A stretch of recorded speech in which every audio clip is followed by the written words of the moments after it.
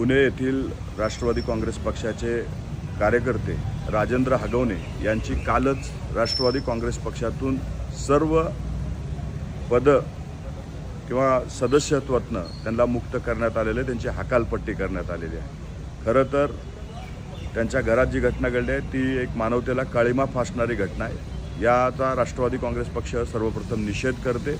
राष्ट्रवादी काँग्रेस पक्षाची मागणी हीच आहे की वैष्णवी हगवणेला न्याय भेटला पाहिजे।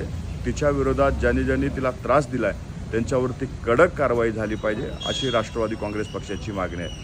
अजितदादांनी नेहमीच अनेक भाषणांमधून सांगितले, माझा पदाधिकारी, माझा कार्यकर्ता जर कुठं चुकीचा वागत असेल तर त्याला टायरमध्ये घेऊन मारलं पाहिजे, अशा अनेक वेळा भूमिका अजितदादांनी स्पष्ट केलेल्या आहेत। राष्ट्रवादी काँग्रेस पक्ष अशा कुठल्याही घटनेला पाठीशी घालण्याचं काम करत नाही।